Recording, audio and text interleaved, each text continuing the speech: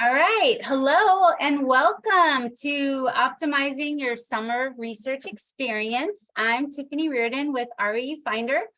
I'm really excited because this is one of my favorite things to do.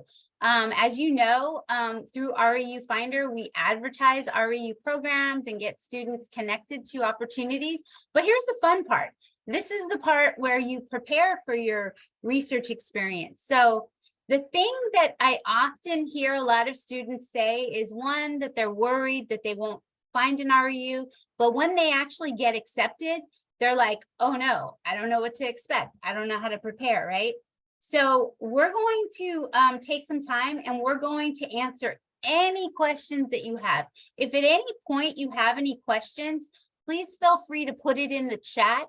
I will obviously leave some time at the end for Q&A, but I really want to make sure that all your questions get answered.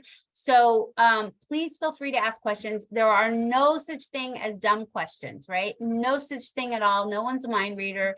So don't feel that, if you're like, oh, I don't want to ask that, it's embarrassing. Believe me, I've heard it all. I've seen it all. So don't feel bad. So welcome. We'll go ahead and get started. So before we begin, what I like to do generally when I give these talks is I kind of like to introduce myself, just so you know. Find a calculator. I have that calculator. I'm going to mute this person. Okay, just so you know who I am and kind of my background and things like that, because I always like to know who I'm talking to. Okay, so this is me. This is Tiffany Reardon. I am the founder of REU Finder. And this is all stuff that you can find out about me if you were to Google me, right? You can find out that I used to work at a community college. I think we have some community college folks on here. You can find that I worked with the MESA program. I think we have some MESA folks on here. You can find that I work currently at UC Berkeley. That's like my day job, right? And I know I have some Berkeley students on here. You can also find that I am the founder of REU Finder. So that's all stuff you can find on my LinkedIn. And I encourage you to connect with me on LinkedIn because I do put a lot of things on my LinkedIn. But what you probably won't see on my LinkedIn are these things. You won't see that I was a student parent. You won't see that I was a first-generation college student. You won't see that I'm a first-generation professional. And you won't see that I call myself an engineer by osmosis, meaning I've worked with engineering students for so long. My background is actually in sociology, but I've worked with engineering students for so long, and STEM students for that matter, that really I believe that it's kind of a good combination of what I'm able to do as I work with students. What you also won't see is what I call imposter syndrome no more. Many of us, when we're in a new experience, particularly if you're a student who's a first-generation college student, it's exciting and you're doing something really great, but it's also scary, right? So maybe you are a first-generation college student. When we say first-generation college student, we're referring to somebody who is the first in their immediate family, meaning neither of your parents have graduated with a 4-year degree in the United States. So first-generation college students, meaning neither of your parents has a 4-year degree from the US. If you are a first-generation college student, I'm sure that you maybe have seen the term and recognize that, but maybe some other students are like, oh, I didn't realize I was a first-generation college student. So as a first-generation college student, hats off to you, because it is something that's very exciting, but it can also be a lot of, trying things for the first time. Now, maybe you're not a first-generation college student, but maybe the REU experience that you are going to and embarking on this summer, you are the first person from your school that's ever gone there. So again, being the first at doing anything is often very, very exciting, but anytime there's something with a lot of excitement and when there's things at stake, it can also be scary as well. So we're here today to kind of hopefully alleviate some of that stress, some of that anxiety, and just really kind of put your mind at ease I want every single student that's on this call today to feel that you should be really, really proud of yourself, right? So you've actually demonstrated that you have the aptitude to excel in a 10-week or an 8-week summer research program. Not only do you have the aptitude to excel in the program, guess what? Your experience in this program is not only going to help you, it's also going to help your fellow classmates when you go back on campus. And it's also going to help your friends and other students who might be, interested in participating in these programs. So it really is kind of crowdsourcing your success. And so we're here today just to kind of, make sure that you have what you need so you can bring your full authentic self and be very successful in this experience. And that's what I just did, right?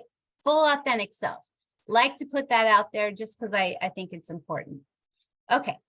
So now you've heard about me, I'd like to know about you. Maybe just in the chat, if you can tell me, who's here. Well, I can see your name, so that's kind of a given. But what's your major? What's your major and what school you're from? You can just type it in the chat. So whatever school you're from and what you're majoring in. You can just type it in.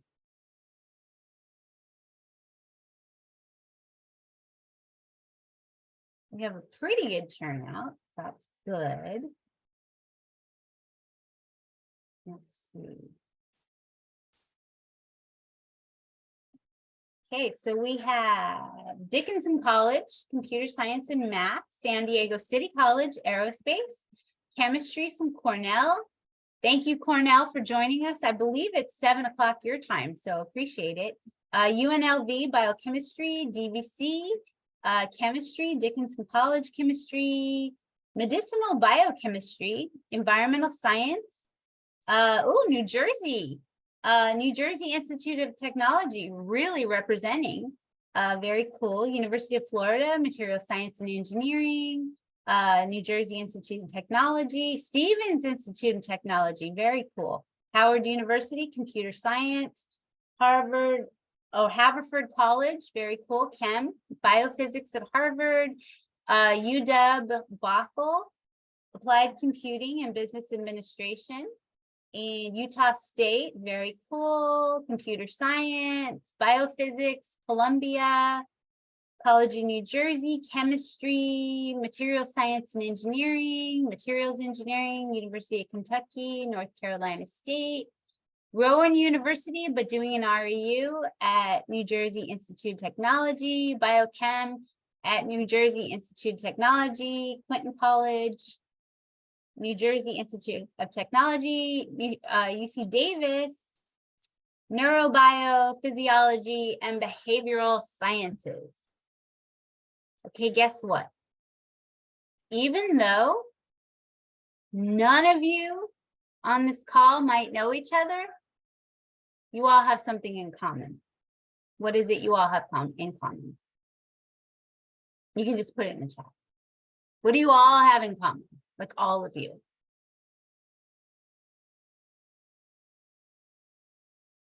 You're doing an REU, yes, but before that, before that. STEM majors, yes. You're all STEM majors. And guess what? You've all taken pretty much the same courses, right? You've all taken calculus, you've all taken chemistry for the most part, right? Unless you're in a pure CS major that's like, I don't need chemistry. You've likely all taken physics. Some of you have taken organic chemistry, right? Some of you have taken, discrete math classes, right? Some of you have taken thermodynamics. Some of you have loved thermodynamics. Some of you have hated thermodynamics, right?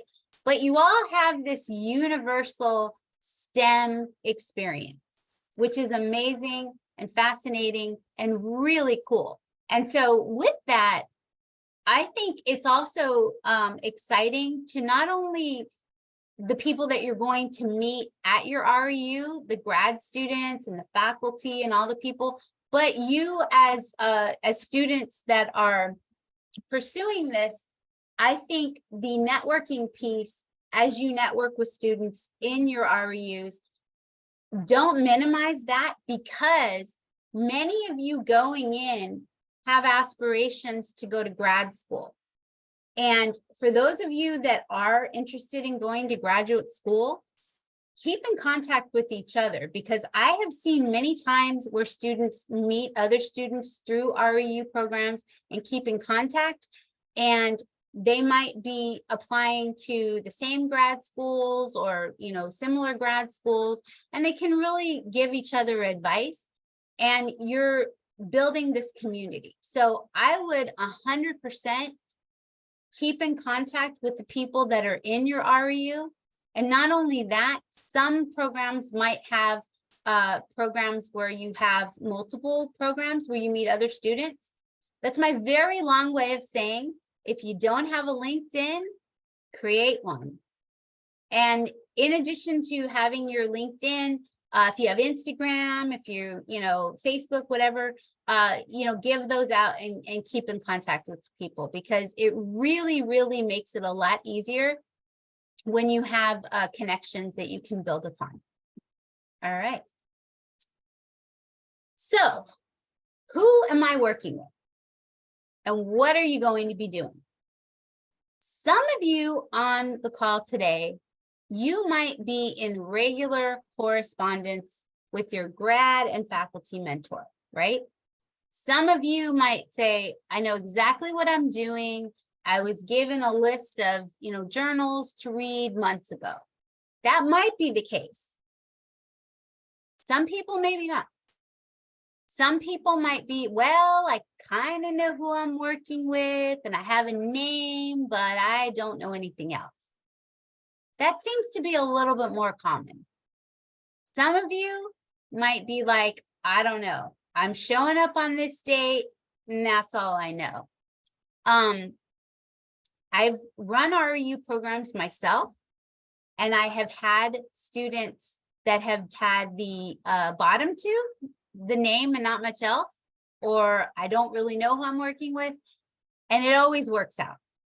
So even if you don't have a precise understanding of who you're working with, they know you're coming, they're investing this you know, they're investing this position, and they're investing in you. So don't be too concerned if you don't know. Now, what I would do, if there's anyone on here who does not know who you're going to be working with, I would say, you know, maybe ping the program coordinator perhaps, or if they, you know, if they've given you a choice of people, you know, you might want to just kind of remind them. But if you don't know, again, it's not the end of the world, because sometimes you might be working with more than one person, or you know, there's various scenarios. But I wouldn't really worry too much. Now, what I would do, however, is I would look, and maybe you've done this already, but I would look at some of the projects that have happened, and you can probably find those on the website that have happened previously.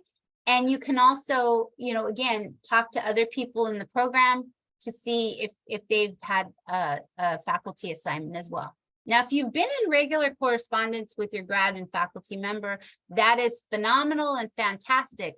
But I do warn you, sometimes things change. So sometimes things change. In addition, depending on the program, the program, you know, they might have a project for you that really, you know, is not going to last the whole summer. Or on the flip side, they might have a project that's going to last beyond the summer. And so if that's the case, you might ask if you could perhaps continue remotely. I've seen a lot of students that continue remotely. And if that's something you're interested in doing, you can do that as well.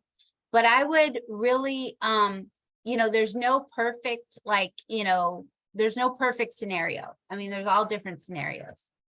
Does anyone have any questions about this? And does anyone not know what I'm referring to when I say who are you going to be working with or what you're going to be doing? I had a student one time who went to their REU and didn't realize that they were going to be doing field research. They weren't actually going to be in a lab, right? And they were like, well, what is this? I didn't sign up for this. And it's like, actually, you did sign up for it. So kind of a quick way to tell is if you've had to do lab training, very likely you're going to do all that onboarding stuff the first week that you get there. Generally, you'll get probably, because if you think about it, you're technically, for the time being, like a visiting student. Let me ask you this, is anyone getting units for their program? Or do you know if you're getting units for your program? Sometimes programs will give you units for like 1 unit for the program, just so you can be recognized as a student at the school. Not always, but sometimes. If you are, usually, you don't have to pay for the units, but sometimes students will have that option. But generally speaking, that first few days, you're probably not going to get a lot of work done the first few days. It's probably going to be, maybe you'll get an email, that you use, a campus email. Maybe you'll get access to different systems. You'll certainly probably get a student ID card, with the photo.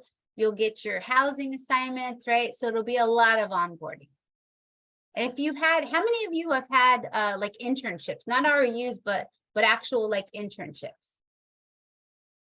If you've had an internship, then probably that was your experience with your first internship that you've done in the past. Did you have that experience where you had to like, get access to your workspace and things like that?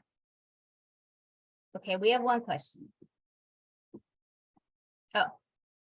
Being an international student creates a huge borderline, not allowing into getting accepted into most REUs. What should I focus on if I'm facing this problem? I'm not sure if you are already in an REU program or if you're applying to one. If you are already in one, I don't understand the question, but we, as you can see, there are students from all over the world that get REUs. If it's a program that's specifically funding US citizens, that might be the issue. But there are students that do programs all over the world. Does that answer the question? Okay. So let's talk a little bit about setting yourself up for success before, right? One, I would verify where you'll be staying. Does everyone know where they will be staying? Will you be staying in dorms? Will you be staying on campus? Will you be staying off campus, right? Is it on campus? Is it off campus? If it's off campus, do you have transportation provided, right? Do you have a bus pass? Sometimes they'll give you a bus pass. Sometimes as a student, and this is why it's really helpful if you get the student ID card, because sometimes you can get the student ID card and you can use their gym, or sometimes you get, bus transportation, or you get discounts, or you get all sorts of things. So getting that is really important. Now, make sure that you're checking your emails frequently, because you never know. They might, send you something that you need to fill out, and then you get to campus and you realize, oh, I didn't do this, and so I'm not able to do that. But everybody knows where there will be staying. Is there food provided? That's a big one as well. So if you're staying in the dorms, usually it's food provided. So usually breakfast, lunch, and dinner, or maybe they, like I've run programs where we kind of guesstimate this is how many meals we're going to provide. If I were you, just to be, clear, and just to make sure, maybe ask if you don't know, right? Because if they've only bought a certain number of meals and your meals run out, then you don't want to be halfway through the program and you're like, oh, I thought it was the whole time, right? So make sure that you know that the food is, for the whole duration of the program, including weekends too, because you have to eat, right? So your housing is all squared away. Roommates, if you have a roommate, it would be helpful if you can maybe get an introduction to your roommate. That might be helpful as well. So maybe like if you're staying with somebody, maybe ask them if you can connect with that person. And I think that would be good because, maybe you're a morning person, maybe you're not a morning person, just so you can kind of, negotiate that, because you want to have a good experience if you are sharing. Transportation. Are they providing transportation? Are they flying you out there? Are they paying mileage? What does that look like? How do you get reimbursed, right? Are there certain things they won't reimburse? Are they picking you up from the airport? Do you have to take an Uber, right? So all of those things, I would say you should just kind of, double check and see if they are taking care of that for you, or if you have to do that yourself. Incidentals. Does anyone know what incidentals means? Okay, so incidentals, ask if they pay for incidentals. These could be little things like, could be anything from parking. If you bring your car, will they provide parking? Some places are like, no, we won't. Some places will. Some places, if you have any just things that you need to buy that could be travel related, could be related to your program, could be just any little thing that you need, will they provide funding for those? Some programs might even give you cash for incidentals, or maybe a gift card or something like that, but just ask about those things. So if they provide any funding for incidentals. Getting paid. This is always an awkward one, but it shouldn't be an awkward one. And I would say, if you haven't already, ask them when you get paid. If you get paid up front, some programs will do that. Some programs will give you a little bit up front, a little bit in the middle. Some programs might give you your first payment in the middle and your last payment when you complete the program. If it is a hardship, if you're like, I am doing this program because I want to, but I also, need to get paid, I would say be very clear that you are relying, because if you think about it, like, especially if you have a part-time job that you usually do, if you think about it, like, this is your job, right? And so you would never feel embarrassed, if you weren't getting paid, right? So just be very clear and just say, I didn't bring a lot of money with me, or, when can I expect the payment and how can I expect the payment, right? Sometimes you'll have to sign up for direct deposit. Sometimes they'll give you a check, things like that, right? So you just want to make sure where the payroll comes into play, that there are no issues, right? No issues at all. Ask if you have to bring any documents. Sometimes in order to get paid, they might have to set you up in their system. They might need a passport. They might need your ID. They might need other documents. You don't want to be in a scenario where you're like, oh, great, you need my passport. Okay, I have to go and, so whatever they need. So it's just better to ask beforehand, because I don't want any of your paychecks to be delayed, right? That's not a fun scenario. So make sure whatever they need, that you have, okay, you need my, ID, whatever you need, just so you can get paid. Does anyone have any questions about that? Make sure you bring your ID. That's an important one. I know it sounds like common sense, but you'd be very surprised. I've had students that are like, oh, I forgot my ID, or they have an expired ID or something like that. So make sure that you get all that stuff. Any questions? Any questions about any of those? No? Okay. All right. So food and housing, transportation, incidentals, and how and when you'll get paid. Those are very important. Okay, make an impression. Some programs will be in places that are very hot. Some of you might be going to places that are very humid in the summer. Some of you, if you're coming, is anyone coming to the West Coast? It tends to be very cold here in the summer. So you want to make sure that you know what to bring, how to dress, how to make an impression. I would say all of you should expect to have at least one day where you kind of dress up business casual, because generally speaking, these programs will have a poster presentation, right? At the end of the program, you'll do a poster presentation. Maybe you'll do a technical talk. So you want to wear something that's, business casual. Basically, like a collared shirt or a nice blouse or something. Be comfortable, but at the same time, be dressy.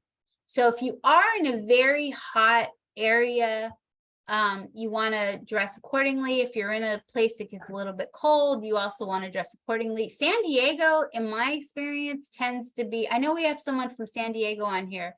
Correct me if I'm wrong. San Diego tends to be very cloudy in June. And then it kind of warms up, right?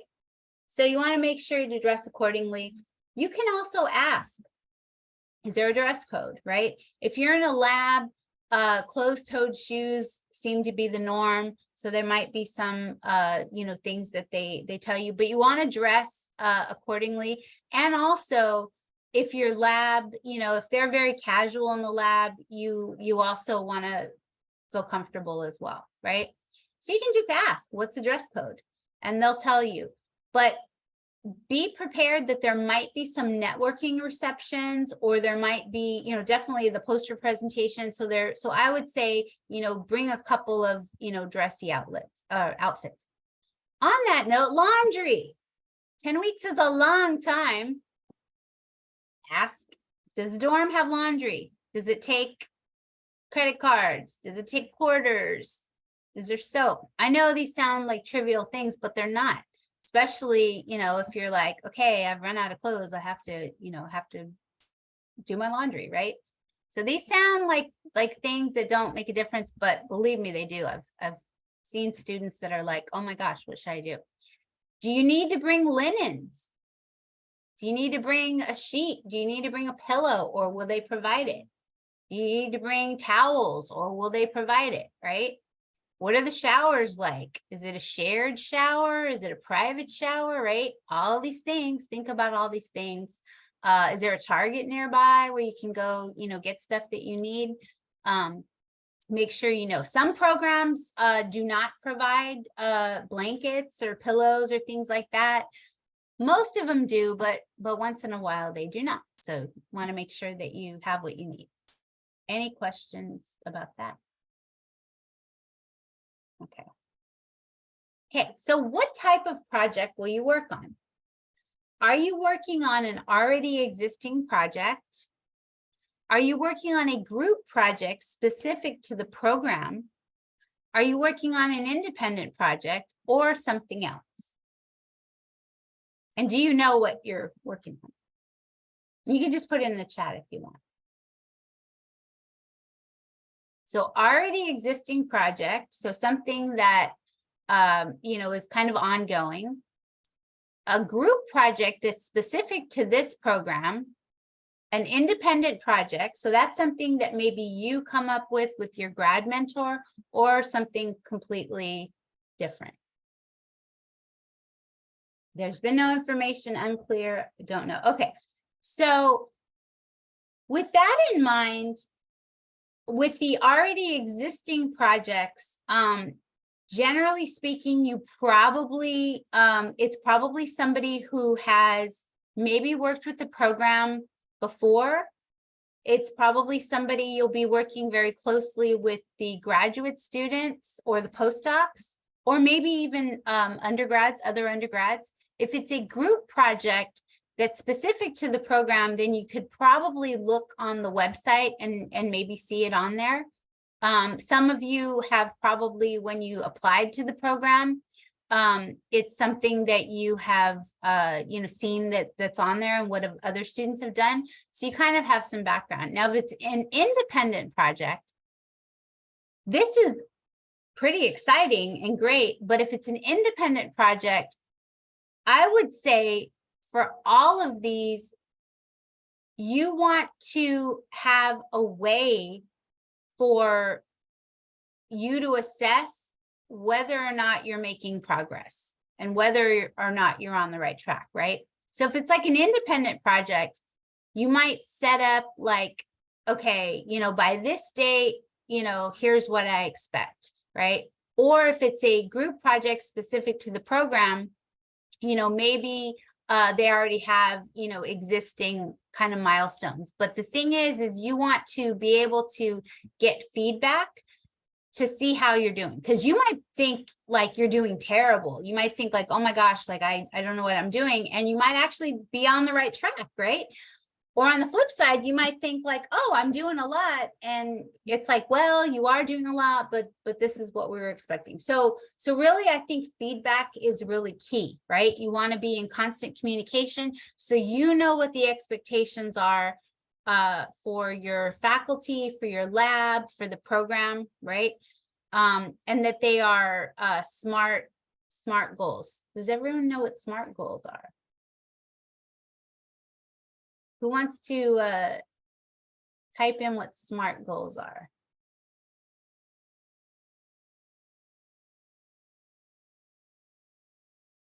SMART goals. It's an acronym. Anybody? SMART goals. All right, I'll let you Google it. SMART goals. So basically, yes, specific, measurable, achievable, relevant, and timely. Yes, absolutely. Thank you. So specifically what you want them to do, how you measure it, is it achievable in 8 or 10 weeks? Is it relevant? And are you able to do this in this specific period of time? That's a good way to start. Okay. Make an impression on campus, make an impression off campus. Now, here's the thing about these experiences. The thing about these experiences is that when you're in the lab and when you're, with the group, of course, right? You realize that it's a job, but at the same time, when you're off campus, you also want to make an impression, right? So you want to make an impression on campus, you want to make an impression off campus. So let's say, for example, you are, doing very well in your lab and you're doing you're having a great rapport and your grad mentors are, great. And you develop a friendship, right? And they say, oh, hey, and a lot of you are probably 21 or over, right? And they're like, oh, hey, let's hang out, let's whatever, off campus. Don't forget, still, even if it's, not in the lab, this whole experience is an interview. So you want to make a good impression. I'm not saying don't have fun, but what I am saying is just remember, this is still a school professional development event, right? So if you, if you are 21 and, there's, I mean, it depends, but I just want to make sure that you just kind of remind yourself like, hey, like, you worked really, really, really, really, really hard to get, in this position, and you don't want to make a bad decision that'll reflect poorly. That's all. So make an impression on campus, make an impression off campus, right? Any questions about that? I'll give you a good example. Once I had a student who never came to anything, never. he made a very bad impression because he never came to anything, right? So it seemed like he was kind of disinterested and wasn't really, even though he did okay in the lab, he never came to anything and was kind of standoffish. And it just didn't give a good, really a good impression. So just, kind of find that balance. On the flip side, I once had a student who had a little bit too much fun. In fact, so much fun that they missed their tech talk because they were, having too much fun, right? So you want to find that balance between those two. Any questions about that? Okay. Communication. You will be communicating with your grad mentor, you'll be communicating with your faculty mentor, you'll be communicating with your program director, coordinator, you'll be communicating with all of these people, and communication is very, very important. Now, some people you will, correspond via email, some people you'll have conversations with, some of which will be in meetings. You'll very likely be invited to not only REU program meetings, but your lab meetings as well. Don't skip out on any meetings, right? Any meetings that you're invited to, you should go to. If they're for your lab, if they're for the program, it's very important. You might miss something, so make sure you go to those. But with that said, I would say always follow up with an email. Now, let's say you have a conversation and let's say you have a conversation and your grad student tells you to do something. You should follow up with an email just to clarify, right? Maybe you're working on a group project and you're working with another researcher and they tell you, oh, the PI wants us to do this. Okay, sounds good. And then you send a follow-up email, oh, just to confirm, this is what we're to do. And then you find out that's not what they said at all, and the person misunderstood. I've seen that happen too many times. Always follow up with an email. Just to clarify, right? Just to clarify. Let's say, for example, that, okay. Let's say, for example, that your REU program, the program has an event and your lab also has an event at the same time, right? At the same exact time. And you tell your program director, hey, my lab would like me to go to this event. I know it's at the same time as our, other event. What do you want me to do? And let's say that your program coordinator says, oh, no problem. It's totally okay. They got a lot of stuff going on, right? Follow up with an email. Just follow up with an email, because the last thing you want to hear is, hey, how come you weren't at this event? Or, how come, you weren't there? So you just want to follow up with an email, just so it's clear, just so everyone knows and everyone's on the same page. Any questions about that? Communication, generally, a lot of misunderstandings and confusion can be resolved just with an email.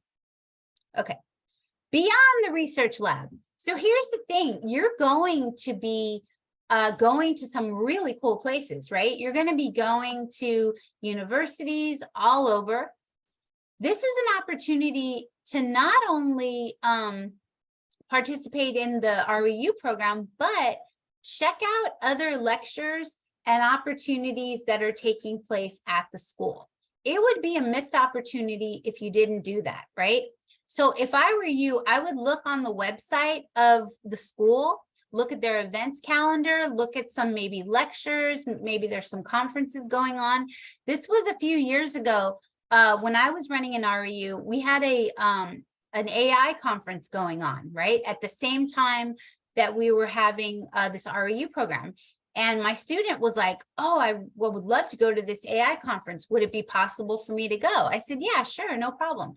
And they were able to go. So maybe if there's some lectures, maybe if there's some, events that you're interested in, check and see. if you can attend them, if it meets your schedule, and if it's something that, maybe you need an invitation to, maybe ask your PI or your grad student or the program coordinator, because it would really be a missed opportunity if you didn't go to anything, especially if this is a school or a place where maybe you want to go to for grad school, or, maybe take classes at in the future or something like that.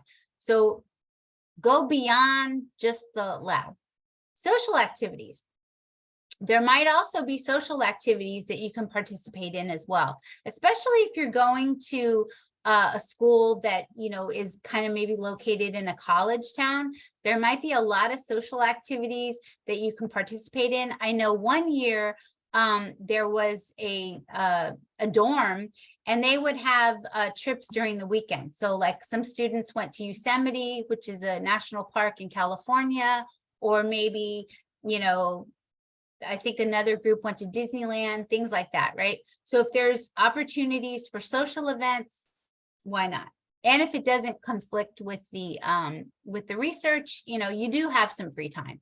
I think 4th of July, right? 4th of July will happen during the REU. So if you celebrate 4th of July, it's a long weekend, right? Maybe see what some opportunities are and do something fun, because you want to have fun. Living situation. Again, I think we talked a little bit about this, but make sure your living situation is conducive to your success, right? So your dorm assignment is you and your roommate. It is not you and your roommate and their boyfriend, girlfriend, or friend, right? I've seen that happen too. It's, so just to be clear, like you, your roommate, and that's that. Don't find yourself in a situation. And on the flip side, you also, you're doing the REU, not, I've seen people bring siblings. I've seen people bring pets. I've seen it all. Don't do that, right? Just you. I've seen people bring others. If you have a roommate and it's just you. So do that. Excursions. This is important. If your REU program has an excursion, go to the excursion, right? This is an additional networking opportunity, and this is time for you to network with people. If your lab has, an excursion, go, right? I know some of us are a little more introverted, right? And you might be like, oh, I'm exhausted. My social battery is like wearing thin. I know, but it's a command performance, right? So make sure you show up, make sure, and if you are that person that is a little bit more introverted, meaning that, being around people can be draining, and it can, that's why it would be really important to like have time for yourself, right? So take walks, go to your room, whatever, just to kind of, reset. Because when you have these opportunities, the expectation is you will be there and you'll participate and you'll have fun. And you will have fun if you take care of yourself. Get enough sleep, and just, your social barometer better than anyone else, right? And so just, kind of make sure that you're taking part in everything, but not burning out. That's very important. Visit nearby campuses. If you're going to, I don't know if anyone on this call is in Massachusetts, but look at how many schools are in Massachusetts. Oh my goodness, right? Or in Texas, look at how many schools are in Texas. So there's probably areas that have a lot of schools. All the New Jersey folks, you have a lot of schools nearby. You can hop on a train and you can visit other schools. It would be a missed opportunity if you didn't. Check and see what other schools are around there. And if you have, let's say you have an afternoon that you don't have anything going on, or the weekend or something else, check these schools out, check these places out. Maybe this is somewhere you'd like to go to for grad school. Talk to other professors, right? How cool would it be if you're doing research one place if you go and visit a lab nearby and say, hey, I'm here for an REU program. Oh, that's great. What are you working on? What are you doing, right? Oh, are you thinking of applying to grad school? We have an REU program you might want to do next summer, right? It would really be a missed opportunity if you didn't at least check out the other schools. Remember, your grad mentor is also your supervisor. I know the PI, the faculty, the professor that's leading the project, but 9 times out of 10, your grad mentor is the person that you work very, very, very closely. So if I were you, I would make sure you give them the same respect and the same priority as your PI and as the program coordinator as well. So all those people, those are like your 3 bosses. Any questions about that? Let me ask you this, because I know you all had to write letter, or I know how you all had to, obtain letters of recommendation, right? You all had to get letters of recommendation from a teacher, a counselor, or something. Do they know that you got in the REU? Have you told them? Okay. Send them a postcard. Bring them back something. Send them an email. Send them a photo, right? Midway through the summer, send them a photo. Hey, just want to say thank you for your support. You know, here's me in front of, you know, whatever substantial, you know, landmark is at that university, right? Make sure you do that. Because 1, it's just nice, and they were nice enough to write the letter. And 2, you want to, you know, keep those lines of communication open and, you know, share grad student. And 3, they might have other students that they want to refer to that program. And chances are your program coordinator, your grad students, like, think of yourself as the ambassador for your school, right? The school that you're going to, you are now the ambassador for that REU program, right? So, so think of that, you know, as also a networking opportunity. Any questions about that? Okay. Command performance. I said it before, I'll say it again. Do not disregard lab meetings, especially with faculty mentors. Do not enroll in classes. I know that it's very tempting, especially if it's an online class. You're like, oh, but I'm just taking this music appreciation class and it's okay. You know, I personally am not a fan of taking classes and doing REU programs. Some programs will prohibit that. You don't want to double book yourself, right? You definitely don't want to double book yourself, because even though you might have your lab schedule and it might look like your schedule isn't that busy, I'm telling you, things are going to ramp up, and you don't want to be, you know, you don't want to like miss an opportunity, and you're going to be very busy before you know it. In addition to time change, if you're like going to a different time zone, there is a little bit of that as well. Remember, you are part of 2 teams. You're a part of the REU program, and you're a part of the lab group. So remember that. Some of you might even be a part of 3 teams, right? Maybe your lab works closely with another lab. I've seen that as well. Any questions about that? So command performance. Again, don't disregard the lab meetings. Go to everything, right? Oh, not only go to everything, be on time to everything. Be on time. If you can, get, you know, find a map of the campus as well before, right? Before you start, look at your schedule, try to, you know, find out where things are, and be on time. If you can be early, even better, but be on time. You will stand out in a good way if you're conscientious and be on time.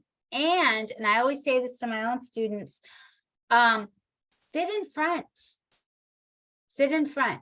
Just like we tell students in class, sit in front, same thing, right? You want to be engaged. And what better way to show engagement than to be front and center and put yourself out there. Any questions about that? Poster session. It's very possible that all of you will participate in a poster session. So you should ask when the poster session is, ask what the expectations are for the poster session. Sometimes they might have templates that they want you to use, or if not templates they want you to use, there's certain things that you should put on the poster presentation. For example, if it's a National Science Foundation grant that's funding the research, or Department of Energy or NIH or any of those different funding sources, sometimes they want you to put that on the poster along with acknowledgements and things like that. So find out that information before. I've seen too many times where students are scrambling at the last minute to get their poster presented. So if I were you, every week, I would be like making mental notes about, or even, written notes about, okay, got to remember this for the poster session, right? All those little things. And if you don't know, ask your program coordinator, ask your grad advisor, ask your faculty, they'll know. But there might be certain protocols, that they want for the poster session. They might have a template. They might have a specific size they want you to use. They might have, it could depend, but make sure that you have the protocol that they're looking for, that's what you have. Some of you might also have to write a research paper. Sometimes they'll want you to write a paper. If you have to write a paper, what is the deadline? What are they looking for in terms of the paper? Maybe a technical presentation. Maybe you're giving like a talk, right? If so, what is the expectation? What do they want you to cover? How much time do you have? Things like that. So just all these things to be prepared. So see why I'm saying don't take classes, because you're going to be doing a lot, right? In addition, some of you might consider, and I really hope you do consider, some of you might consider presenting your research at a poster, at a conference. Like SOCNIS is a good conference. There's the ABRCAMS conference. There's the SHIP conference. There's a lot of great conferences where you can present your research. Richard Tapia conference. These are all conferences where undergraduate students can present their research and get to visit somewhere cool. If there are any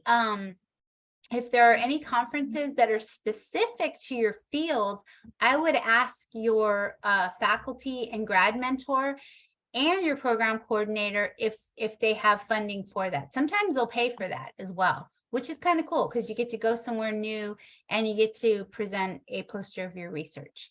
Sometimes it's built in the budget where they'll pay for that. If it's not built in the budget, sometimes you can ask your school if they're willing to pay for it, or the conference might have a travel scholarship as well. So these are things to think about. Now, even though these conferences tend to be in fall and spring, usually the call for abstracts will be much sooner. So I know in REU Finder, we always put like the different call for different conferences. So that's something, you can check and see as well. But I think if you have this, poster session, if you have this poster session at the REU, then it's a missed opportunity to not present it at a national conference. In addition, your school probably has poster sessions on campus, right? So if your school has poster sessions on campus, find out what it is and plan to present it. I think it's good. One, it gives you an additional opportunity to talk about your research.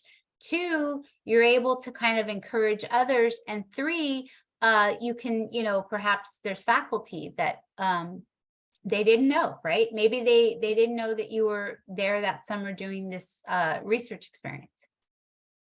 Any questions about that? All right.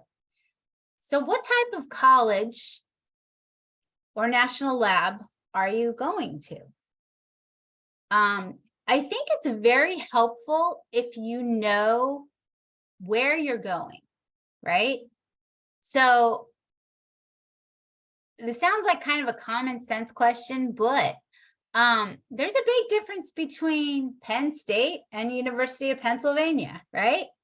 So make sure you know where you're going, right? Because you're going to talk to people, right? You're going to talk to people at that school. That's their school. That's the, source of pride. That's, people take a lot of pride in their school. And so you taking the time to get to know the school, to get to know about the school, that's going to make a really good impression, right? That's going to make a really good impression. So imagine if you're at Penn State and you keep referring to the University of Pennsylvania, right? If you're talking to someone, they're going to think, oh my gosh, this person didn't even take the time. Do some homework on the school. So you all told me what schools you're from and where you're going to be, right?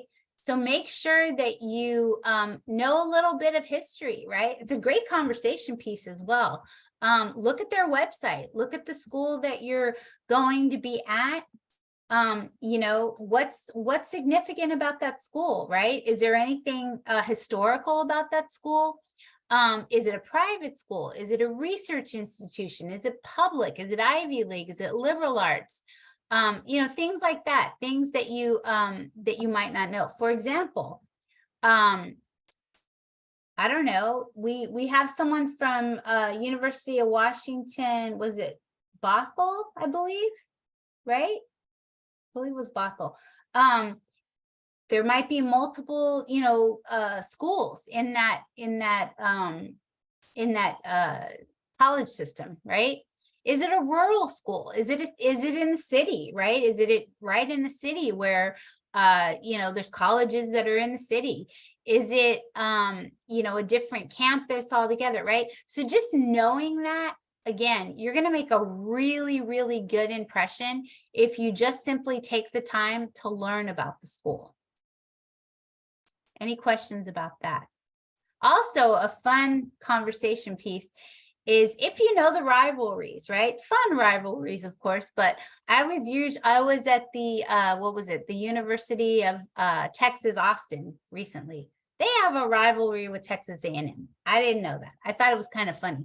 But there's, these kind of fun rivalries, right? It's all in good fun, but those are kind of fun as well. So just so you kind of know those little nuances, you're going to really, really fit in. But again, you have to take the time to know about the school that you're going to and to know about the history of the school. And I would say for that time that you're there, think of yourself as a student at that school. Because guess what? For that period of time, you are, right? You are a period of time that you're there. You are, whether it's a medical school, whether it's a research institution, whether it's a lab, you are a part of that school. You belong at that school. And guess what? You're going to contribute and do something phenomenal at that school. So take time to get to know the school. Okay. Acronyms. We say acronyms all the time, right? We say acronyms every single day. CV. Someone might say, let me see your CV. That stands for curriculum vitae, basically a research resume. PI. If you haven't heard the term PI yet, you're going to hear it all summer. That's the principal investigator. So that's the person that is, overseeing the research project. Postdoc. You'll see that as well. Postdoc. Visiting researcher, visiting scholar, research scientist. These are all terms that you will hear again and again. You're also going to hear a lot of campus-specific lingo. Now, if I were you, if there are any campus-specific lingo that you hear that you don't know what that is, ask. Just ask. What does that mean? What does that stand for? What does that mean, right? Because it's going to be weird if midway through the summer, you don't know, and then you suddenly ask. So just ask, right? And I think that sometimes we use acronyms so much that we don't even realize we're saying it, right? I'll give you a good example. The school that I work at, UC Berkeley, I will often say up at the lab. Up at the lab. What does that mean? Up at the lab. Does anyone have any clue what that means? If I say, yes, exactly. Lawrence Berkeley National Lab, right? But to the average person, if I say, oh, up at the lab, they're going to say, what is she talking about? Like, what is this up at the lab? It's the LBNL, the Lawrence Berkeley National Lab. If there's any national labs by your schools that you're going to, if you have an opportunity to check those out, that would be cool as well. They probably say the same thing. They say, oh, over at the lab, over at the lab. That's probably what they mean. It's probably a national lab. So finding out what the campus specific lingo is very helpful. But again, it also kind of, puts you in the know. And before you know it, the people there, the faculty, the grad students, the program coordinators, they're going to see how amazing you are. And very likely, they're probably going to try and recruit you for grad school. That's pretty cool. Things to think about. And these are actual students. So these are not models. These are students that were in my program, my REU program, and they all went and did phenomenal things. And this particular group of students was very special. You have already shown that you have the potential to excel in grad school. That's why you're doing this. That's why you're doing this experience, because you have shown that you have the potential for grad school. You have letters of recommendation. You have letters of recommendation from people that'll vouch for you and say how awesome you are. Now you have an exploration opportunity, right? And so that exploration opportunity is the work that you do in the program, the work that you do in your lab, and then, of course, exploring and getting to know other fields, exploration opportunities. The fun fact, the students that are, here, like what they're wearing, like that would be like a good example, right? I think this day they were actually doing their technical talks. So, some of them are dressed more formal, some of them are dressed a little more casual, but whatever seems to be, comfortable for you. Don't spend a ton of money on clothing either. You don't have to. I mean, if you want, you can, but you don't have to. I know a lot of students, you can go to like Ross, TJ Maxx, you can go to H&M, you can go to Uniqlo, you can go to, different clothes. You don't have to spend a ton of money. Just basic, nice outfit is good. Okay. After the REU, you will truly understand what research is. In addition, when you go to your home campus, if you want to do research at your home campus, you can do that as well, because now you've got this experience on this experience. You can come back, you can, tell your faculty, tell your mentors, tell your advisors, tell your faculty, teachers and this and that, what you've done. You make connections, right? Connect with people on LinkedIn. And you will also have letters of recommendation. Make it your point that you want, the end of the summer, you want to get strong letters of recommendation from your faculty, strong letters of recommendation from the program directors, right? I'll tell you, sometimes, especially these NSF projects, sometimes they have to nominate students to represent their program, right? Sometimes they will get asked, hey, we want somebody who is in your program to come and, present their research at this conference. You want that person to be you, right? So network with them and be a very, very strong advocate and an ambassador for that program. Can you go to grad school there? Are you interested in going to grad school there? Think about that. If you are interested in going to grad school there, if I were you, I would meet with other professors, right? See if you can perhaps schedule a meeting with them and talk with them. See if they have, if the school has any like visit weekends or things like that. Sometimes they'll fly you back to the school to do a grad visit day, even before you're admitted. Find out what connections you have to the university.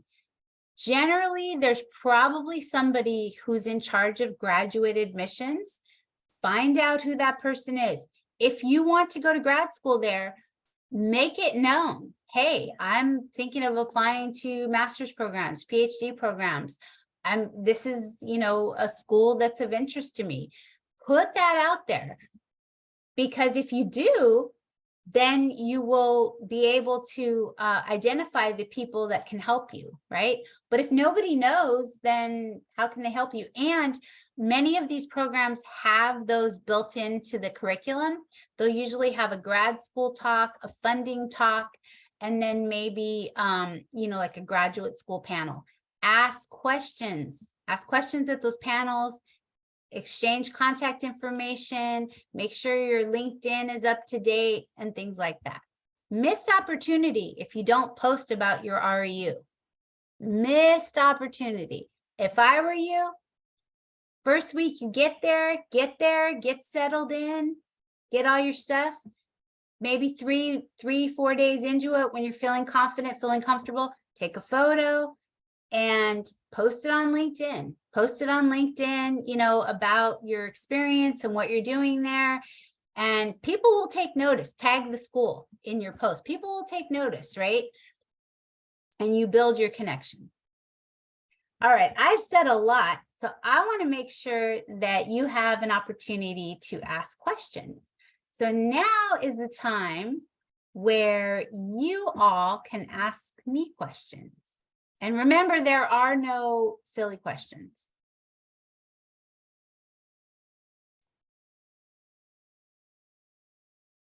So you can just type it in the chat. Or if you want to ask, it's totally up to you. Okay, this is a good question. Very good question. What do you think is the best way to coordinate with advisors and faculty about doctor's appointments, etc.? Good question. I had a student who wore braces, and if you've ever worn braces, you have to, go to the doctor's appointments, pretty regularly. I would just let them know. You don't have to get into specifics and tell them your medical history. Absolutely not. But just let them know in advance that you have some, upcoming doctor's appointments on these dates specifically, if you know the dates, and let them know, that you have that, and let them know that you are, going to be going to these doctor's appointments, but it's not going to, disrupt your participation and you'll be fully engaged. But just let them know ahead of time, because you don't want to let them know at the last minute. That wouldn't look good. And remember what I said. Remember that, say you talk to somebody, and you tell them that you have a doctor's appointment. What would you do? You talk to them, conversation, but what would you do after you talk to them? Email, yes, email, yes, beautiful. So follow up with an email. Okay, another question. Okay, this is a good question. I know you mentioned that we're here to do research, but do you think there would be any time to do hobbies? I love drawing, and I want to practice outside of REU hours. I'm not sure how plausible that is. I don't want to go weeks without drawing. Oh my gosh, I am so happy you asked this question. Yes, bring your sketch pad. Yes. If there is something you enjoy doing, whether it's, playing guitar, whether it's drawing, whether it's working out, whether it's doing yoga, whether it's, whatever, bring that. You don't have to give up a hobby that you enjoy. In fact, I would even dare say that when you are feeling maybe stressed out, or, you're in an unfamiliar place, having that opportunity to draw is going to bring comfort, because there will be times, I know it. Sometimes we all get a little bit homesick, right? You're in this new place, everything's very unfamiliar. It's fun, don't get me wrong, but you know, when the bloom kind of comes off the rose and you're kind of like not really getting the results you want in your research, and you're kind of like, oh, everything's, you know, just kind of weird and different, and I don't know if I fit in, I don't know if this is the right place. Having something like drawing or something that you enjoy doing, some familiarity is very, very wonderful. So some little piece of home. I've had students bring their own pillowcase. That's not weird. I've had students bring, I'm not gonna lie, I love Snoopy. I love Snoopy. Love Snoopy. I've gone on trips and brought my little Snoopy just for fun, right? Some little piece of home, because at some point, you know, although it's new and exciting, some little piece of home, some little piece of familiarity is important. Maybe a picture of your family, right?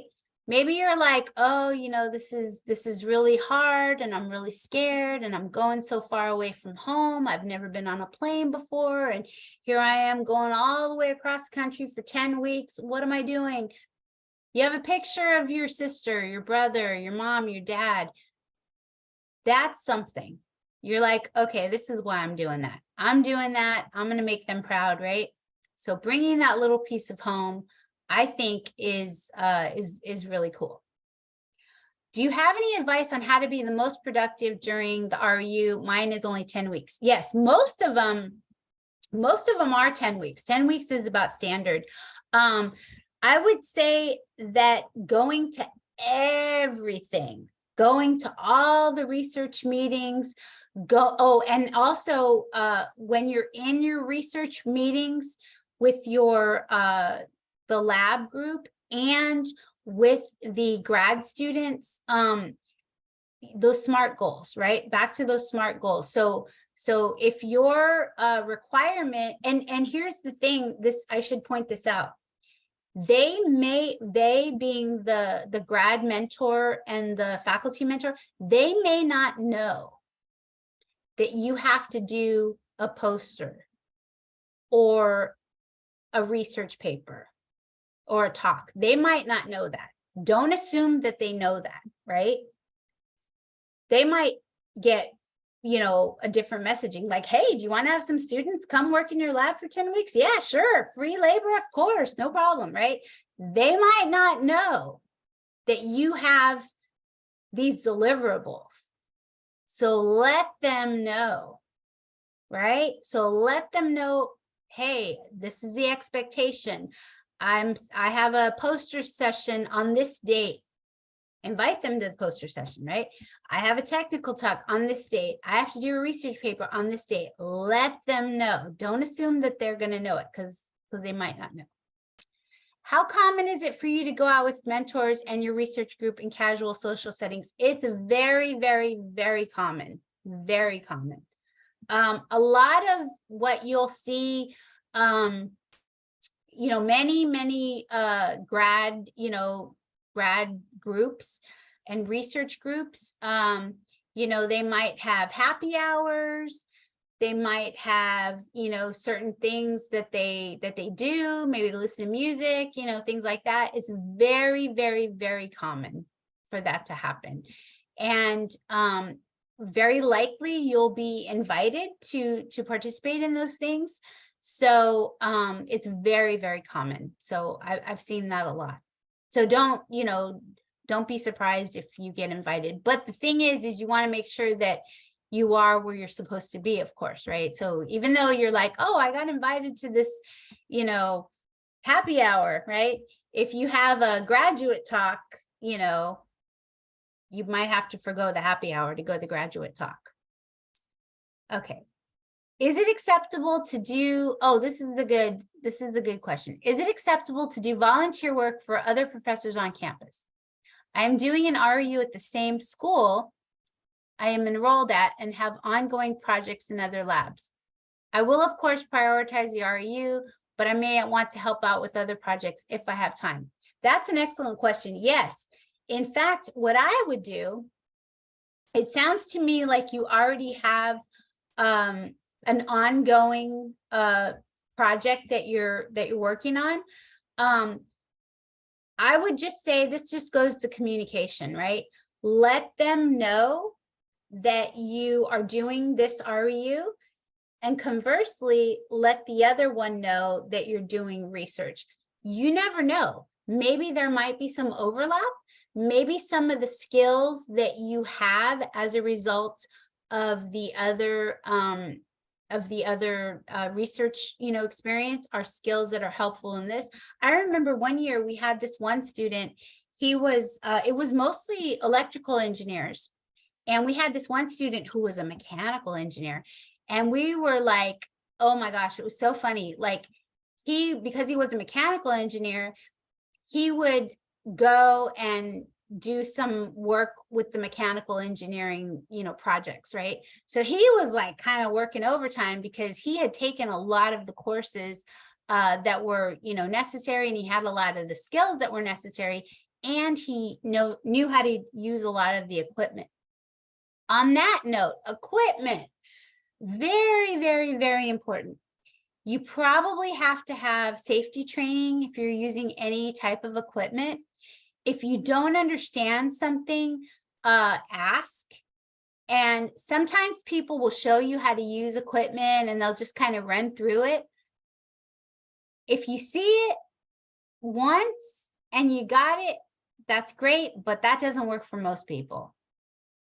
So depending on how you learn, they might have to show it to you a couple times, or maybe you bring a notepad and you're like, okay, step one, I do this, step one, I do that, blah, blah, blah. Or, hey, is it okay? I would like to try this, but I want you to watch me to see if I'm doing it correctly.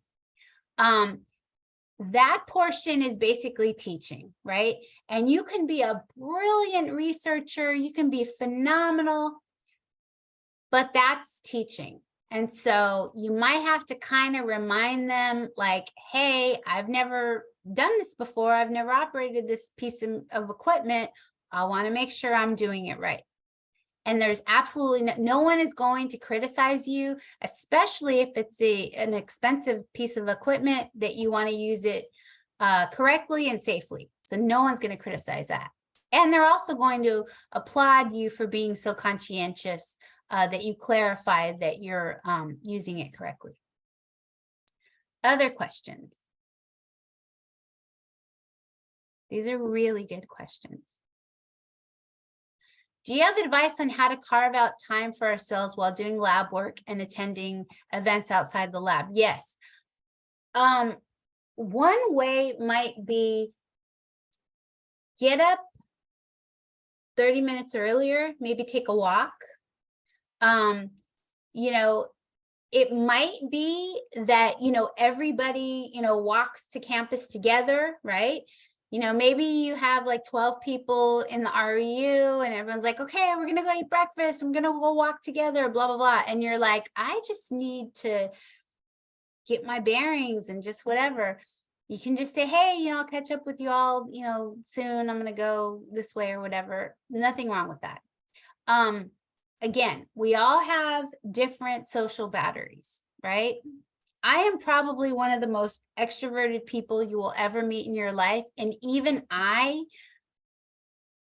have to, before an event, like before a really, really event where I'm like talking to a lot of people, I have to like not be around anyone. That's how I do it, right?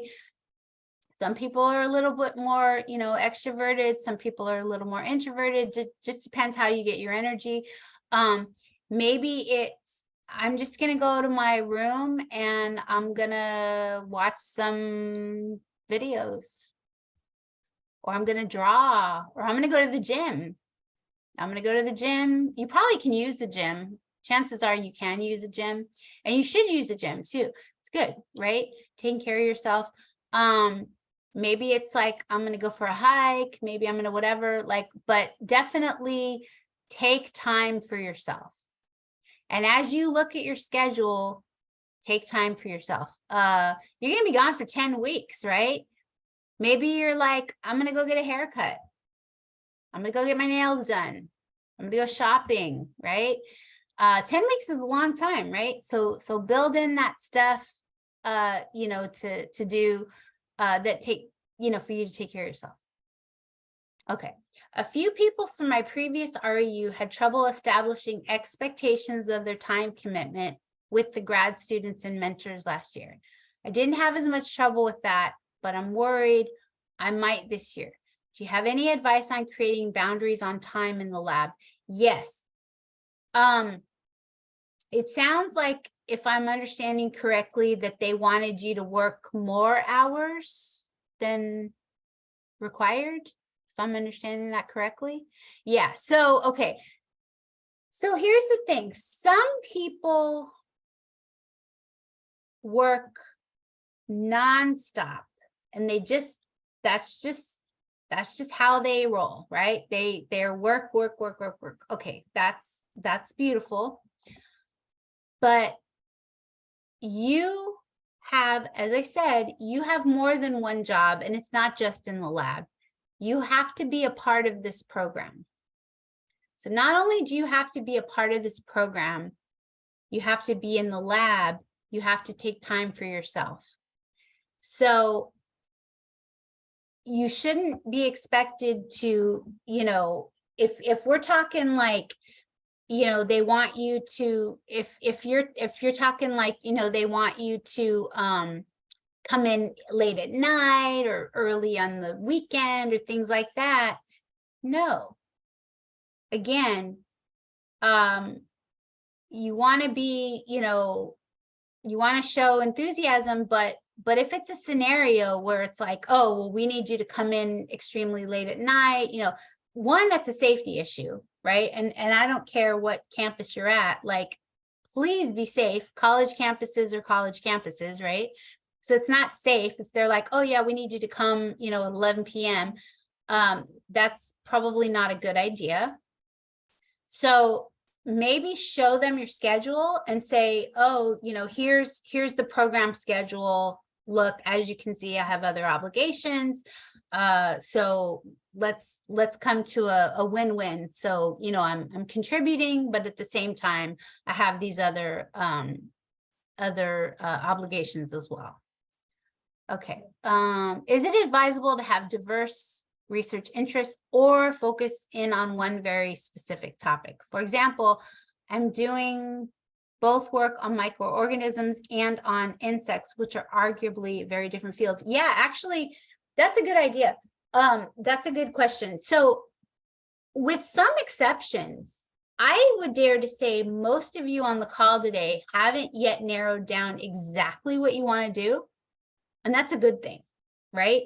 Now, your grad students, because they're in grad school, probably your grad mentors, especially ones that have like already passed their prelims and, you know, they're you know, doing their, you know, they're done their quals and, you know, they're up there. They know exactly what they want to do because they're specializing in this. But you as undergrads, you might not know, and that's totally okay. That's absolutely okay. In fact, some of you might think you know what you want to do research in, and then have this great experience and then say, you know, I'm going to do something else. And that's fine too. You don't have to like, you know, commit to just one area of research and that's that. And something that you will find is that after this experience, you might enjoy something different, and you also might, when you apply to grad school, you might completely apply to a different field altogether. That's why I think the more exposure you get to different schools, to different professors, to different programs, I think it's better. So then you kind of cast your net a little bit wider, right? Even though maybe you love controls, you think controls are amazing, or maybe you love artificial intelligence, it's not what you want to do, right? So really don't worry about that. If it's, you know, two different things, That's totally fine. Other questions? Is there anything I didn't cover that you're like, I don't know about this, or is there anything I did cover that you're like, oh, I didn't realize that was a thing?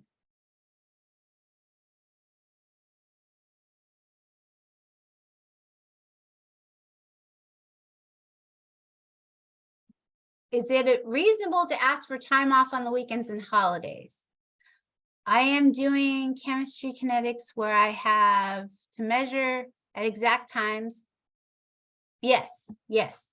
Where I have to measure exact times 48 hours after an experiment, and I was informed to may work after. Yes, yes, absolutely. This is a good question. On that note, if you have any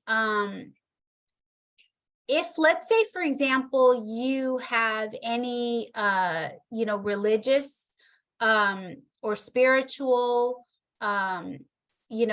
religious or spiritual practices, and you need some privacy or a space to do that, let them know.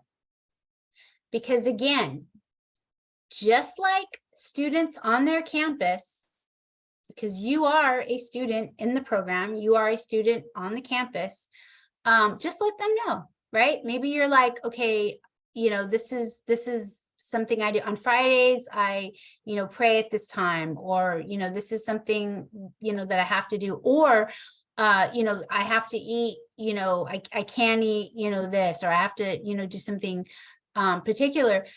Let them know, right? Let them know. Because again, just as, as at your own campus, right? Like, you have things that you do, you're bringing those things with you, right? And, don't feel that you have to like, sacrifice, or you have to, kind of ignore what makes you you, right? So you don't have to forego those things, during that time. But this is a really good question, because, if you do have, an experiment where you have to like maybe go in and check on it, it's all about communication. Like, okay, I'm gonna take Friday afternoon off because I'm gonna be back in the lab, 7:30 on Saturday, right? But again, what would you do? Email, right? So just get it documented and put it in an email. These are really good questions. Is there anything that you learned that you were like, I didn't realize that was a thing?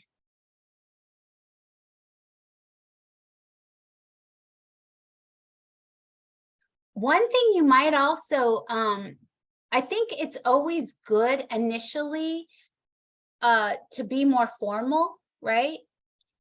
Just because maybe you don't know the faculty yet, right? So maybe you can call them professor, whatever, or doctor, whatever. Even if everyone in the lab is like, oh, that's Jane, right? Once they say, oh, call me Jane, then they can call them Jane. But until then, it's, professor, whatever, or doctor, whatever, right? Just, you want to start out being professional, and then they'll probably tell you, whatever they prefer to be called. On that note, if there's a name that you prefer, right? Maybe your name is one thing, but you prefer a different name, tell people, right? Maybe your name is Emma, but you're like, I like to be called CJ.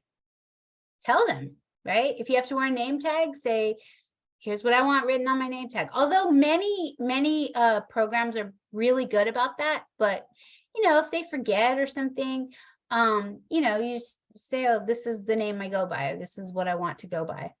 And people will respect that. You just have to let them know. Other questions?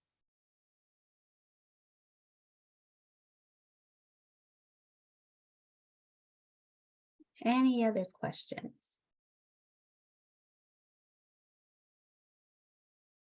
Oh, this is a good question. Is it okay to ask to participate in another activity like shadowing a doctor, but it's not part of the program? Actually, I think that's a great idea. I would, of course, make sure that it doesn't interfere. It doesn't interfere with, with the stuff that you have, like you've committed to doing. But I think that would be a great idea. Like just, shadowing a doctor. I think that'd be cool. I would even say maybe shadowing a medical student, right? Having coffee with a medical student, right?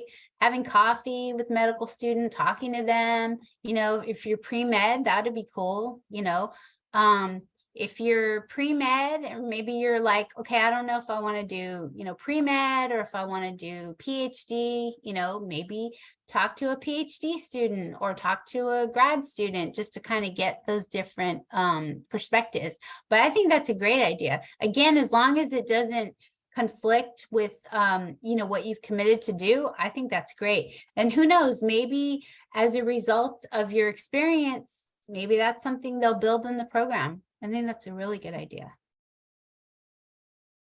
Some of your programs might have the GRE classes or the MCAT classes. It might. Make sure that you go to those. If it's part of the program, then the expectation is that, that you are going to those. They pay money to do those programs. And so like, if you just blow it off and you're like, like, I'm not going to go to that looks really bad. But you should definitely go to that. If you don't think it's going to be, well, I mean, I would just say go. It's not, it depends on the program. But if you're like, well, I'm not going to apply to a school that's, uses the GRE, but again, they've paid for you, and that's the expectation that you're doing it. So I think that would be like a command performance that you should do that. Now, if they give you the option and they say that this is optional, ask if it is indeed optional. And if it is optional and they say, no, you don't have to go, then what do? Email to verify.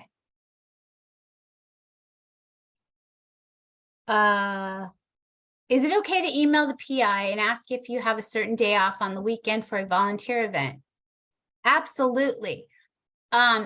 If you have an obligation or something that you have committed to, absolutely, then let the PI know that you have something. And I think it would also be, helpful to tell them what that is, right? I mean, that's a great way for them to get to know you. And, I remember one year I had a student who went to a concert, right? He was like, hey, I bought tickets to this concert, I'd like to go to this concert, is it okay if I, leave and not go to this event? And I was like, absolutely. And then, it turned into a conversation. Oh, I didn't know you like this kind of music. Oh, so that's also, that would be a fun thing too. If there's any concerts going on, if you can get the time off, I would go, listen to some music. That would be a fun activity. Sometimes it's free too, but that would be a good one. But yeah, I would definitely email the PI, let them know, what the event is as well. And I think that shows responsibility, because you're being responsible enough to notify them, and you're also being responsible in meeting your obligation that you signed up for. So it's a win-win. That's a good question.